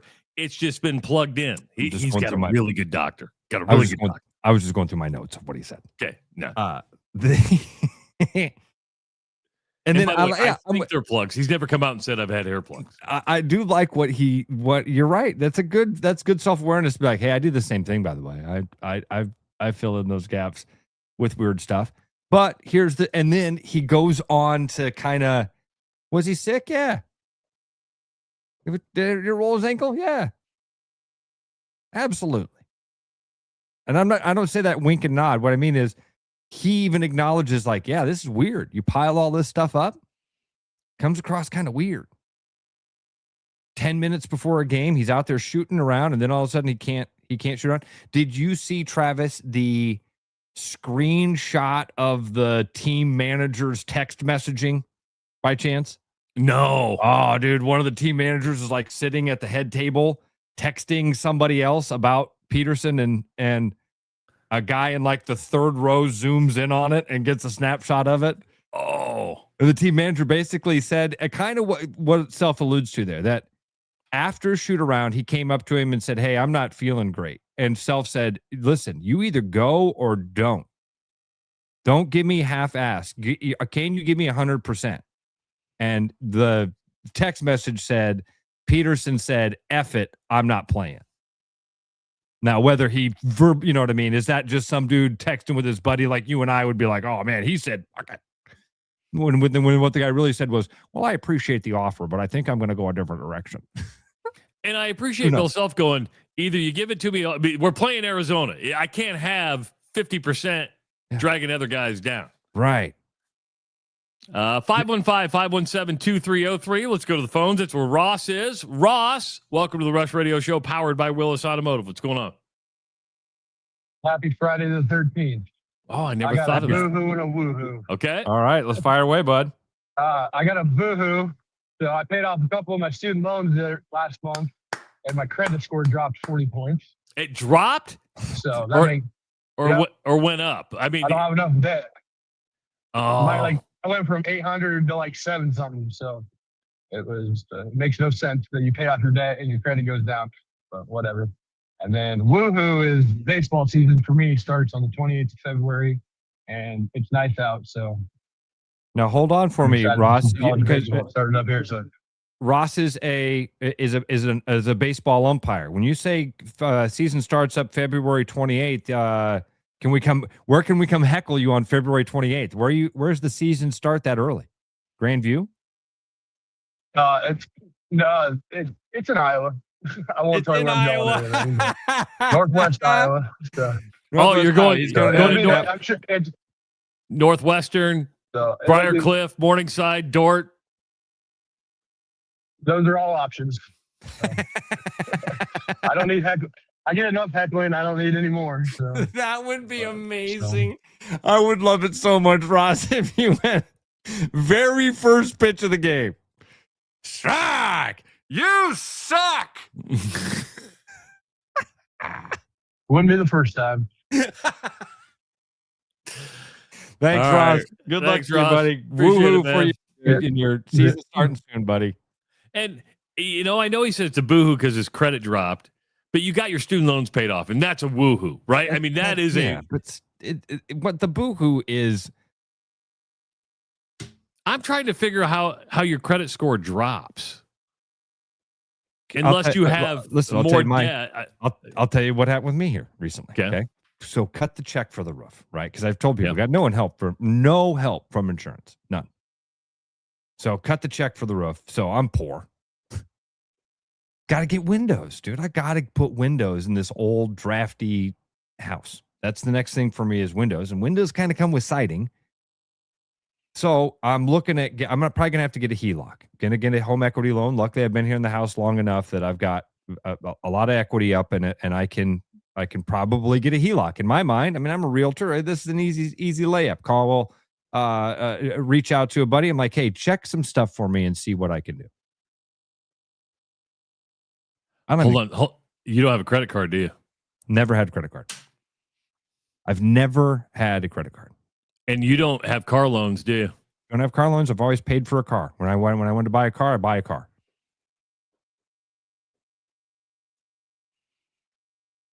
And let me guess, Can't even try it. Can't call it. Can't even reach out to Gary. Don't even have the credit to reach out to press and say, "Hey, man, let's work on a HELOC for me." Have to build credit before I can. What's the problem? I've never had debt. Ross, why did Ross's credit score go down? The caller, Ross, because he paid off debt. This game sucks. No, the only debt history you have is your house, right? Because if you've never had a credit card, you've never taken out another loan, the only thing you have is your house. But you're right. You're right. You are right. But this is the frustrating thing. Grown man, grown adult, nearing 50, figuring out how to be an adult. Figuring out, and it's, I mean, to me, I get it when it comes to like a car loan, right? Where it's like, hey, what's your credit score? Because that's, what's your history of paying off debt? But with with a HELOC, which makes zero sense to me on the credit score, is that's an asset. And all they have to do is do an appraisal of the property and say, oh, you have this much equity. We're going to give you this much of a line of credit against your house. I'm going to call Prez today because the first call I made was to get a credit check to see, so I would be able to answer Gary's simple questions, right? And the bank's like, "You're who again?" According to our database, you don't exist. Life, man. But again, coming up here in a couple months, cut that check, baby. Cut that check. You're gonna do the windows right away? No, I mean cut a check to the U.S. government for my taxes so that they can continue to bomb the other countries and make sure that international pedophile rings, nobody gets punished for those things. People's 401ks are killing it. Don't worry about it. That's Wag the dog, by the way. You're making money. And by the way, if we tear down the international pedophile ring, they're going to ruin the economy. So do you want your retirement account or do you want justice for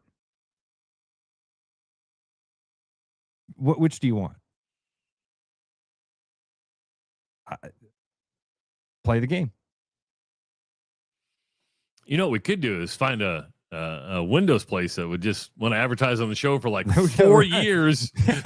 You get 4 years of advertising if you put windows in Ross's house, and we'll give you a spot in every break. Put a window right there if you'd like. We have no shame, folks. I think Ryan's got the Ryan says just open up a Leering Center. So they're just in black. Either that, or we'll just go get you some 3M, poly, and put it over the windows to keep the draft. Oh, I've got the 3M window film up everywhere. That's a fall chore. Your house 110 years old. Oh man! I think if you put new windows and new siding on your house, you would have like not only would your HELOC be worth it because the value of your home is going to go through the roof. Yeah, right. Man. Another big game besides the Iowa State-Kansas game is Iowa at home against Purdue. So you got Iowa State at noon, Iowa-Purdue at 4 o'clock. The Hawks a 1.5-point favorite against the Boilermakers a 1.5-point favorite. Oh, okay. I was like, yeah, sorry. Both those that lines came out of my mouth wrong. Well, okay, point and a half? Yeah. Okay. I think that makes sense. That does, Iowa played them well at Purdue. Didn't win, but played them well.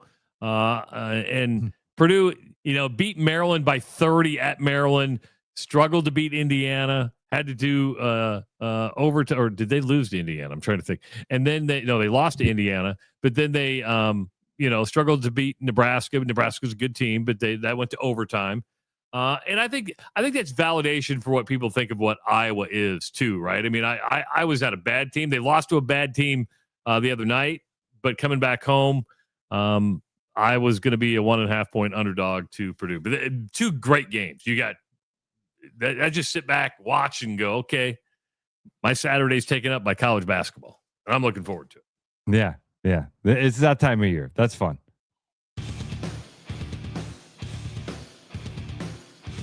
Before you go to break. Yeah. What happens? Do you think we're Iowa and Iowa State 2-0?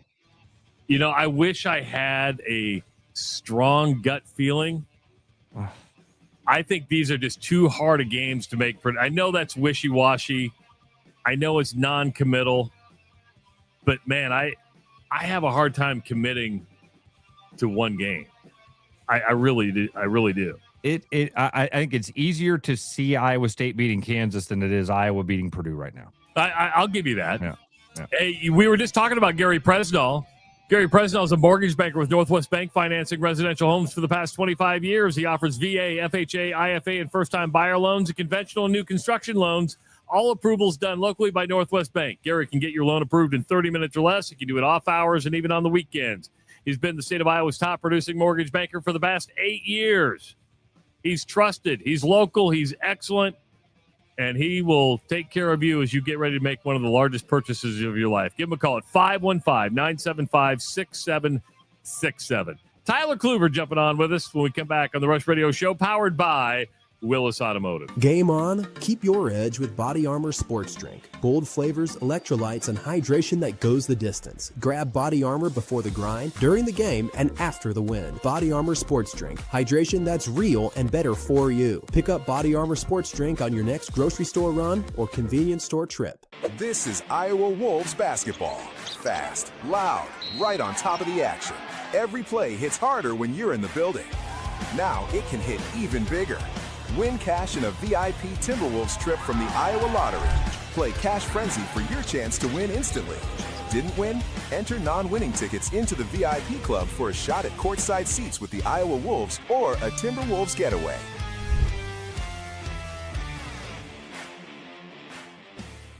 Okay. And you said it makes that noise every time you accelerate? Got it. Right. And does it happen only when it's cold out, or does it also happen after you've warmed up for a little bit? And how does that make you feel? Is your car feeling a little down this February? Come on down to Willis Volvo Cars and we'll get her feeling good. To schedule an appointment, give us a call or go online to willisvolvocars.com. Hey, Tanner with Liberty Lawn and Landscape here. It may be chilly now, but before you know it, spring will be here. We are now booking for spring, so get a hold of us to schedule your next project today. Serving the Des Moines Metro, we specialize in a variety of services such as retaining walls, paver patios, edging and rocking, and much more. Now offering 3D renderings to show you exactly how your project will look before beginning. Liberty is proudly veteran-owned and ready to serve you today.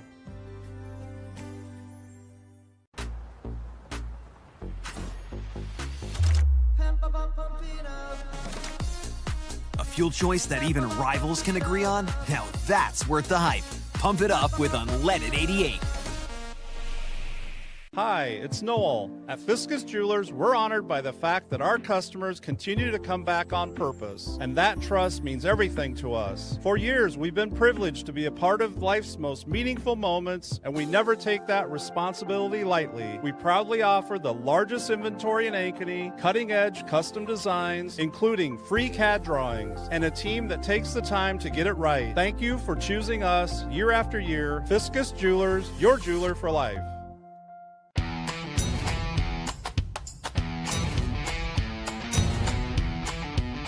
The largest selection of German beer in the world?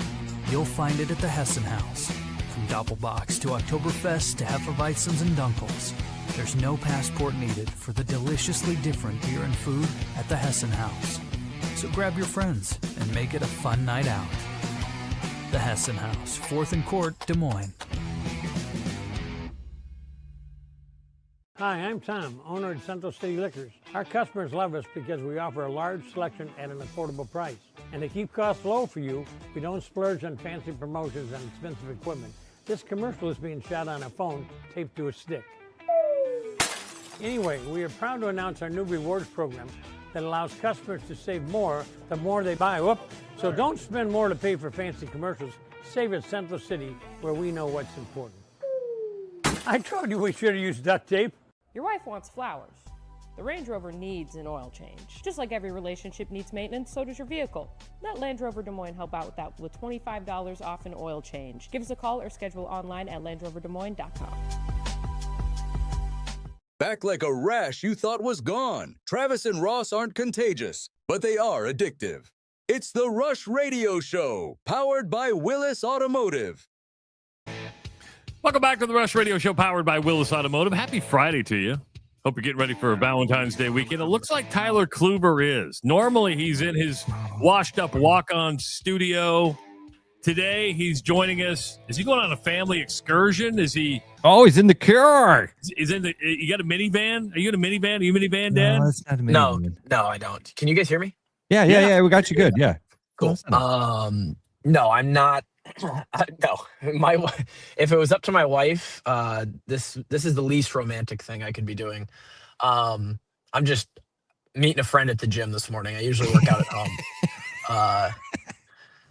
I'm doing I'm at the gym for a qualifier workout that I got to do. So just not romantic. I do wish I had a minivan. I've bargained for that for a long time. You know, we got 2 kids now. I grew up riding in a minivan. They're great. They're amazing. They're amazing. Town and country. I'm with you. I don't know how we've devolved in the auto industry so bad. No, we haven't. I'm going to tell you what you do, Tyler, because I had 4 kids. My wife made it very clear. You get the Suburban. The Expedition. You go big or you go home. The Rush is going to have to pay me some more fucking money before I can get a Suburban. Rush is going to have to pay us some more. Yeah. I'm just realizing too, maybe I should do this from this lighting. The sun is coming up over central Iowa here. It's beautiful in the car. You got a golden hue to you. It's awesome. I mean, I look good. I shaved yesterday. All right. I know this, a lot of people, and you're one of these guys that's humble about it and you don't think anybody gives a shit, but I am curious about what you said there. You said you have a qualifying workout. I was going to ask this. So does that mean, like, I look at he rolled his eyes like, I shouldn't have said anything. No, I'm dead serious. I want to know, like, so this is for your CrossFit competitions that you want to compete in, right? Yeah. I tell you, my girlfriend's best friend competes at the national level. You should meet Amanda. She's amazing, and you guys would have a lot in common. Yeah. So I am curious about this. Like, when you show up for this qualifying workout, do you have like a certain Is it like reps you've got to do, a certain weight amount, combination of those two things? Is it? Yeah, so the actual CrossFit season sort of starts in a few weeks. It starts with a worldwide open. Anybody like you guys could literally sign up and pay your pay your $20 and give it a go, right? And then from there, the actual like the company of CrossFit has their season that culminates in the CrossFit Games later this summer, where they crown the fittest on earth, right? Outside of that, the community in the what would be called like the competitive fitness space, it's, you know, there's regional competitions that pop up all over the place for people who aren't like doing this as a professional. Guys like me who are, I got 2 kids, I have multiple jobs, things that I'm working on. I don't get to train 4 to 6 hours a day like the professionals and have, yeah, like I don't, What do you do for 4 hours? There's a lot. There's a lot you could do. I know that sounds ridiculous. It would be way too long to explain, but yes, those guys, the professionals are in the gym for 6-ish hours a day. They're not working out for 6 hours, but they're there for 6 hours. Because it's a meat market. There's no time for that, Travis. There's no time. You don't have any energy. Now, for the people who are here at the, you know, at the 9 o'clock class here in a little bit, maybe then. But so long story short, this qualifier I'm doing is for a competition later this summer in July that's in Kansas City. It's probably like the biggest one in the Midwest as far as like the out of season competitions. And yeah, they come out with 5 workouts. You have 2 weeks to complete them. You have to videotape them. They're standards. You got to, you know, show that your box is 20 inches, your dumbbell is 50 pounds. You know, if you're doing like a lunge, you got to show that you're lunging 20 feet, all these requirements. And then you submit those videos, and the leaderboard will go live on Tuesday, and everybody's scores will be in, and we'll figure out where we're at. So that's so you mentioned your workouts at 9 o'clock. Are you there that early because you do like a warm-up prep? It's like pre-game in football. You guys go out and do the calisthenics and all that stuff and all that. There is a warm-up to it. I'll do it before that 9 o'clock class so I can get out of the way. So I'll probably go in about an hour from now. But yeah, I'll warm up and we'll do our thing. I can send you a video if you want. It's not that exciting. I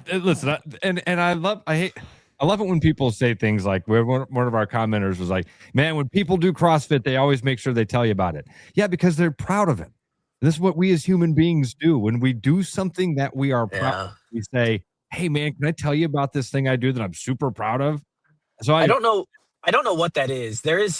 I think that's more of a me thing, that when I do anything, I like to tell people about it. But CrossFit we all do, man. Yeah, it does have this weird sort of culture to it where it's like, hey, let me tell you about this workout I did. You know, like I don't know.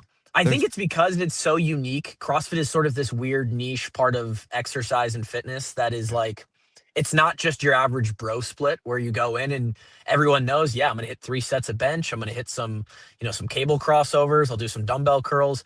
Everybody knows what that is. So when you go to a CrossFit gym and you come back, your average person's like, oh my God, let me tell you, I did rope climbs. I was doing clean and jerks. Like it's the stuff that people don't do. Yeah. And so it's very novel and sort of like a new experience for people.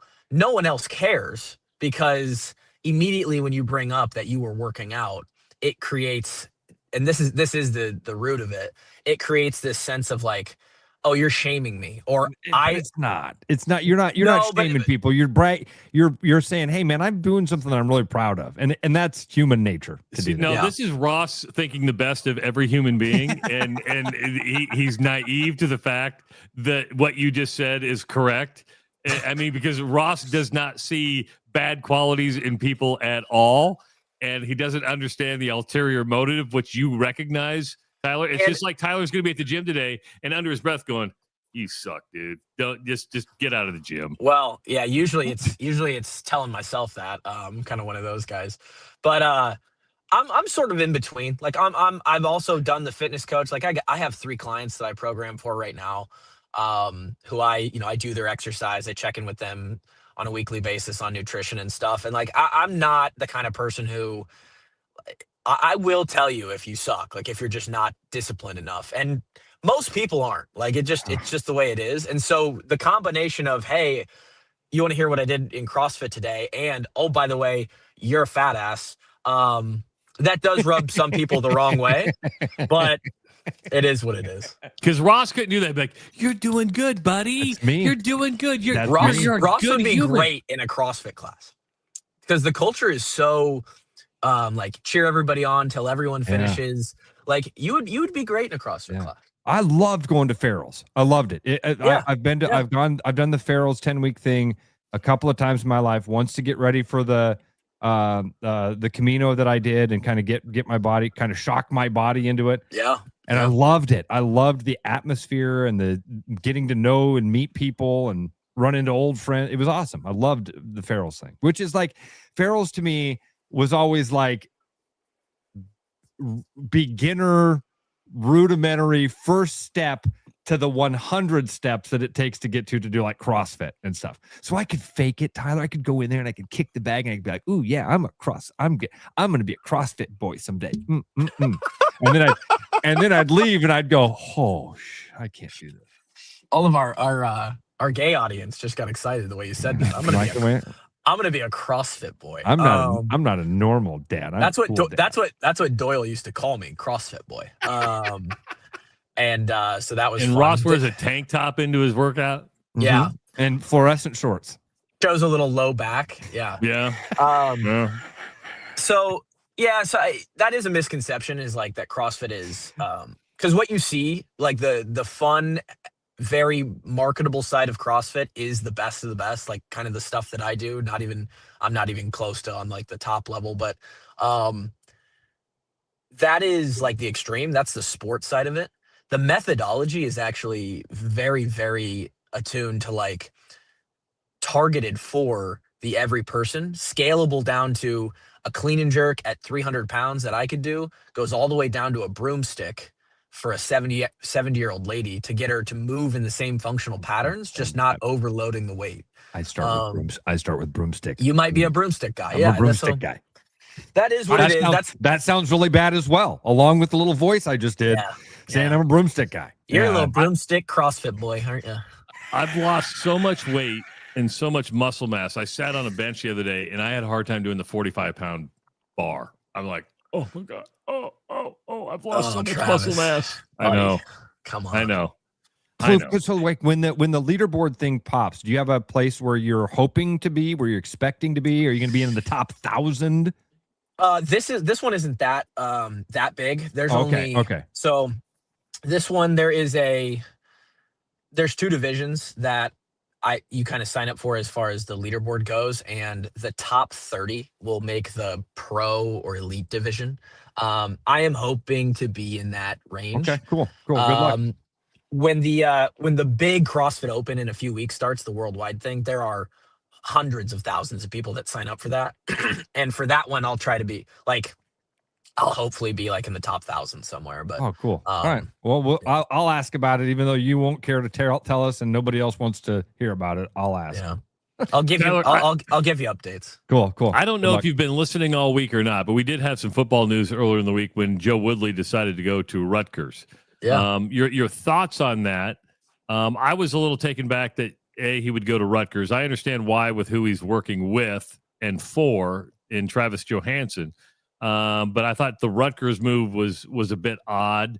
Your thoughts on Joe Woodley leaving the Drake job to be on the defensive staff, yet to be determined position at Rutgers. So he doesn't have a specific spot yet. Not yet. Okay. Not yet.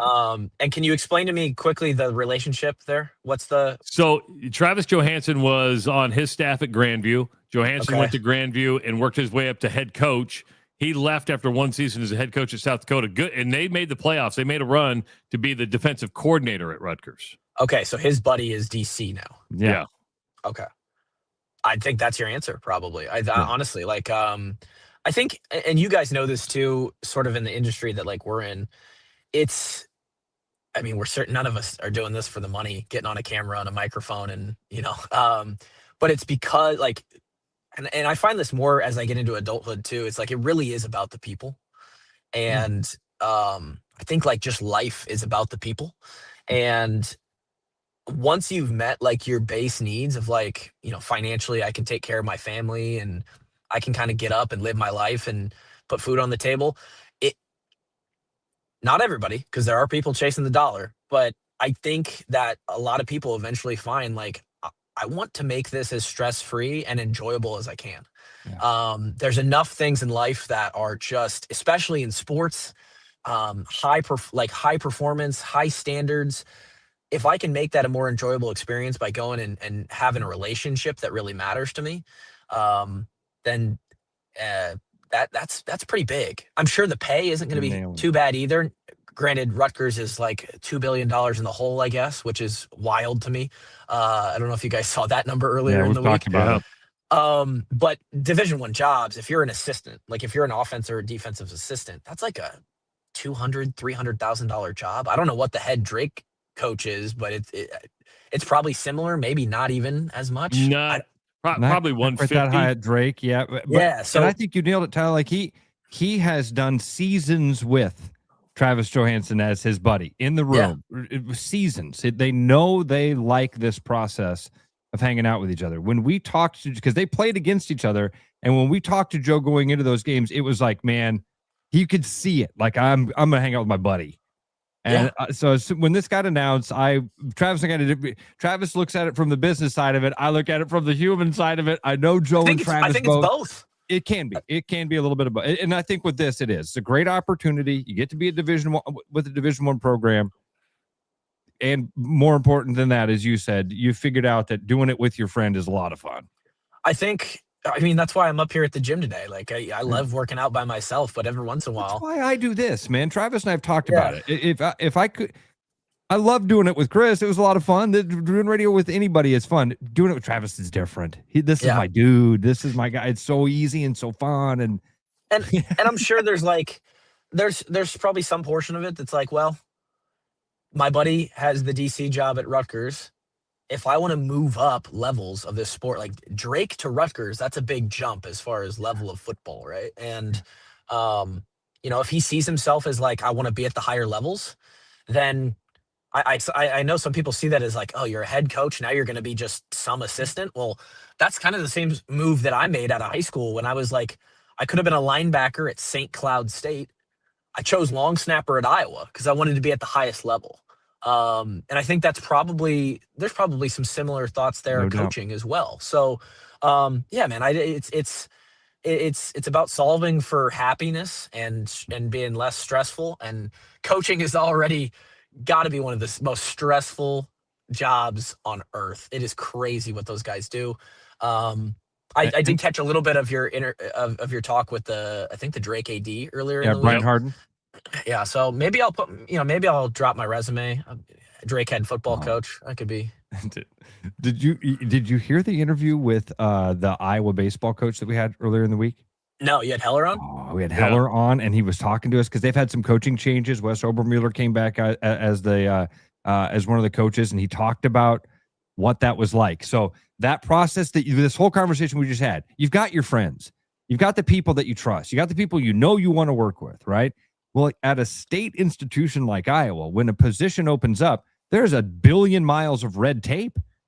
He has to open up the application process to any Joe Schmo that wants to apply, and then he has to review every application. He told us he got 200 applications.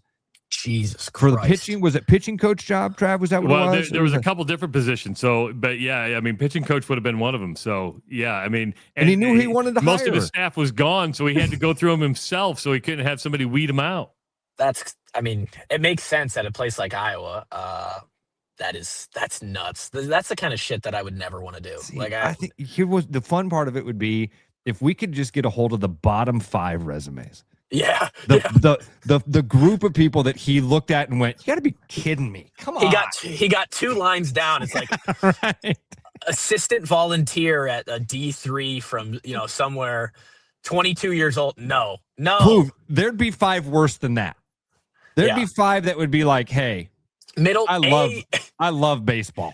44-year-old dad, AAU baseball coach for his son. Yes. I'd love to be the pitching coach at Iowa, baby. Dude, I bet you they got one of those. Like, hey, listen, 100%. last I'm year a my U-Trip 12 and under head coach, and you My don't U-Trip. understand what my U-Trip team. my did. 9U team led the Midwest region in ERA last year. We went to the World Series, one of the 40 World Series Yeah. that were last year. I would put down my MLB The Show resume of like This I is led what I'm the talking about. Chicago Cubs. Do to you 8 know how many consecutive home runs World I hit Series. with Big Papi on MLB The Show 2006? I can coach the Hawkeyes. You know, Yeah. Justin, how's the aftermath of being a Super Bowl champion? Amazing. Is It's it? the best feeling in the world. I wake Yeah. up every morning, put on this hat, proud to be a Seahawk.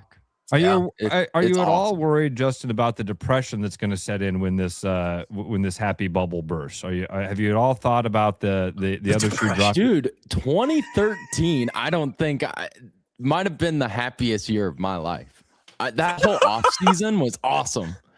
I love people like you, Justin, and most of the people that listen to our show, Travis and like the true fans who embody the longer word where it comes from is a fanatic. I don't identify with that with any team, not even the Hawkeyes, and I've talked about that before.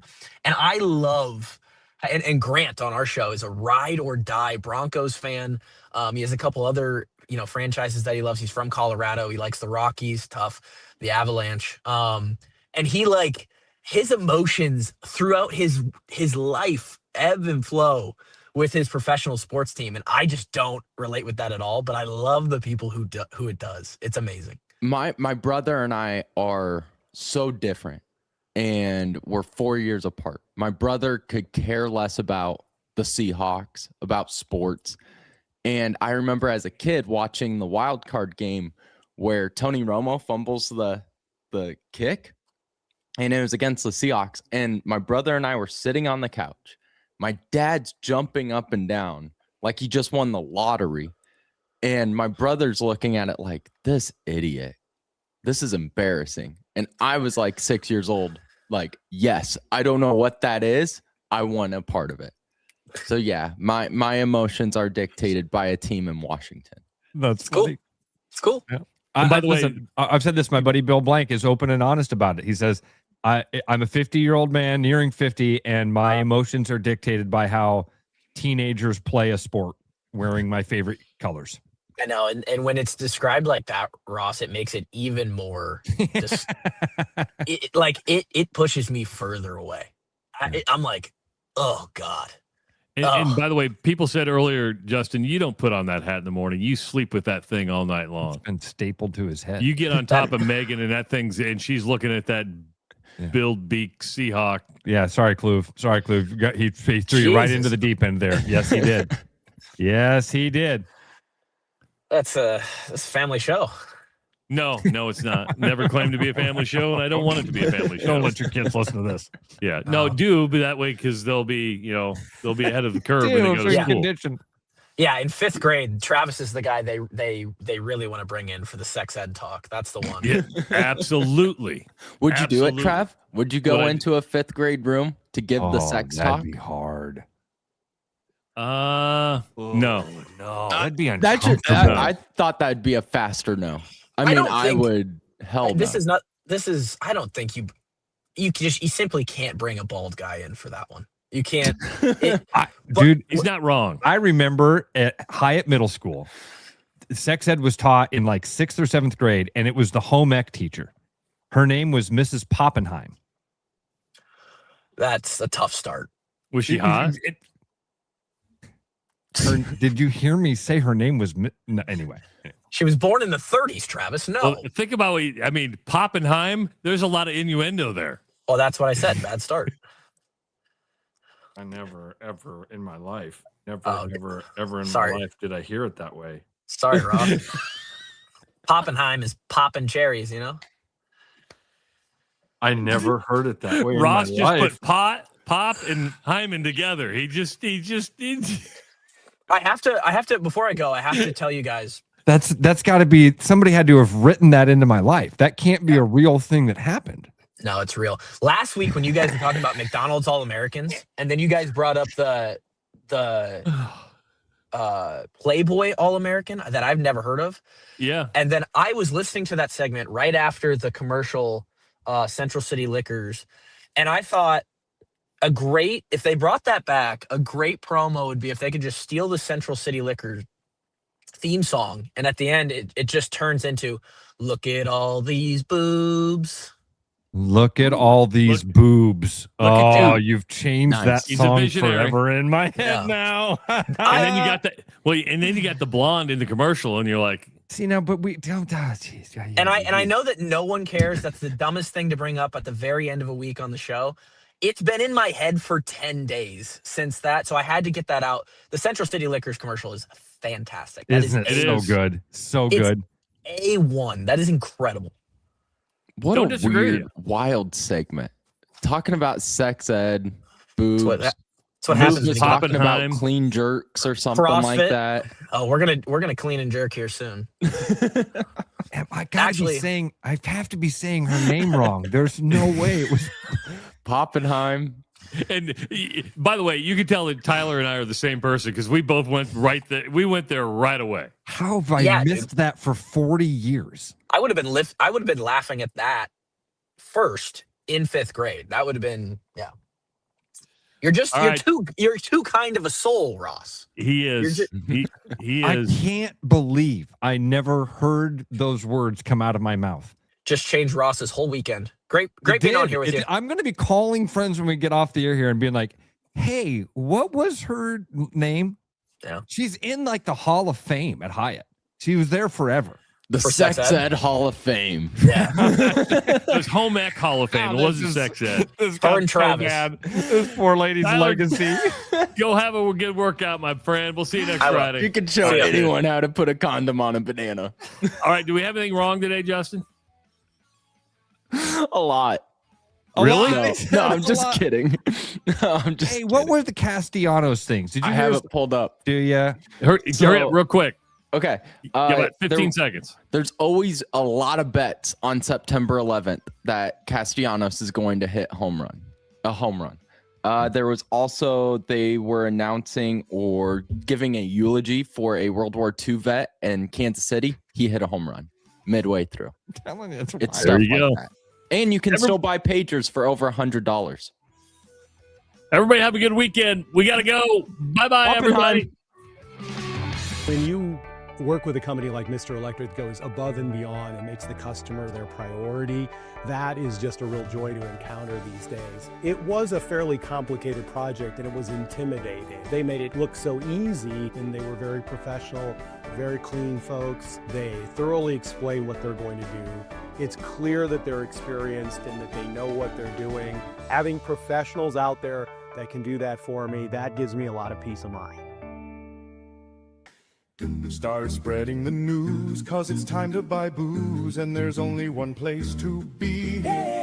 You can see all your friends, the good times never end, unless you're just loitering. It's Central City, we can make your dreams come true. No guarantee your dreams will come true. Central City, all this booze is waiting for you. Look at all this booze. Hi, Noel from Fiscus Jewelers. Thinking about popping the question? Take their breath away with a diamond you can trust. Rare and forever natural diamonds. Thoughtfully selected and pre-screened using advanced technology. If you don't see exactly what you're looking for, we'll custom design it together. Our experienced team is here to help you create something truly meaningful. And let's not forget about the guys. We proudly offer the largest selection of men's wedding bands around. Fiscus Jewelers, your jeweler for life. New year, new lease on life, or on a new Nissan Kicks. Right now, we have a $299 per month lease on our 2026 Kicks SV. Also, take advantage of 0% financing on our 2026 Rogues and Muranos and our remaining 2025 Pathfinders. And we are thrilled to have the all-new 2026 Nissan Sentra on our lot. This sporty compact sedan is ready to carry you through the new year in style. For more information, stop into our showroom or visit us online at willisnissan.com. Iowa Wolves basketball. Fast, loud, right on top of the action. Every play hits harder when you're in the building. Now it can hit even bigger. Win cash and a VIP Timberwolves trip from the Iowa Lottery. Play Cash Frenzy for your chance to win instantly. Didn't win? Enter non-winning tickets into the VIP club for a shot at courtside seats with the Iowa Wolves or a Timberwolves getaway.